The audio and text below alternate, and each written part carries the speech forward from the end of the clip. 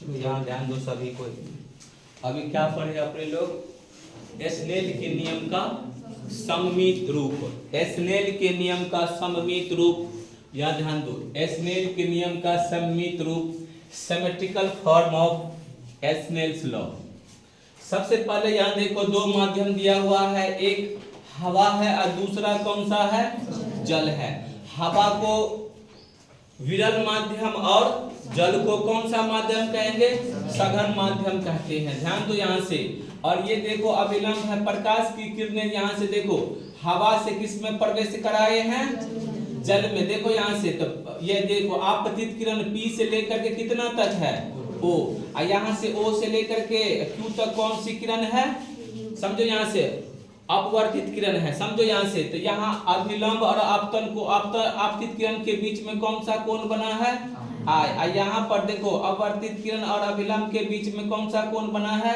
R। समझो यहाँ से माध्यम हवा जो है इसको माध्यम 1 मान लेते हैं, इसका निरपेक्ष अपवर्तनांक कितना? अब ऐसे ही जल को माध्यम 2 मान लेते हैं, इसका निरपेक्ष अपवर्तनांक कितना? तो यही चीज यहाँ पर लिखे हैं, जो यहाँ पर समझा। यहाँ दो माध्यम लिए हैं, हवा और जल। हवा को माध्यम 1 और जल को माध्यम 2 मानते हैं। दोनों का अपवर्तनांक क्रमशः कितना है? N1 और N2। कोई प्रकाश किरण देखो यहाँ से PO हवा से किस में प्रवेश किया है? जब हवा एक विरल माध्यम और जल सघन माध्यम है, तो किधर मुड़ गई है? बोलो, अभिलंब की ओर मुड़ने से कौन कौन कोण बना है? आपतन कोण I, अपवर्तन कोण कितना? R। स्नेल के नियम क्या जानते हैं? sin I बट्टा कितना? sin R। sin I बट्टा sin R। तो जबकि स्नेल का नियम है sin I बट्टा sin R बराबर कितना? 1 नियतांक। अब यहाँ से ध्यान देने वाला है कि प्रकाश तरंग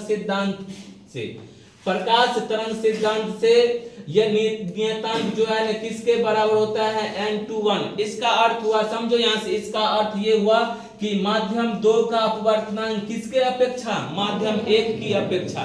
तो ये एक तरह से समझ लो आपेक्षिक अपवर्तनांक है। कौन सा अपवर्तनांक? आपेक्षिक अपवर्तनांक। इस नियतांक को किससे डिनोट करते हैं? इस आपेक्षिक अपवर्तनांक से डिनोट करते हैं। मतलब हवा के तुलना में माध्यम ये जो जल है ना उसका अपवर्तनांक, माध्यम ये जो जल है ना इसका अपवर्तनांक किसके अपेक्षा? हवा की अपेक्षा। सही है ना? तो हमने इस नियतांक के जगह पर हमने यहाँ पर दिया, और यहाँ से हम कल रिलेशन निकाले थे कि किसको? अगर जिसके आपेक्षिक में आपका निकालना हो उसको नीचे में जिसका निकालना, जिस माध्यम का अपवर्तनांक निकालना हो उसको क्या करते हैं? ऊपर अंश के रूप में। तो यहाँ पर हम लिखे माध्यम 2 का अपवर्तनांक माध्यम 1 की अपेक्षा थे।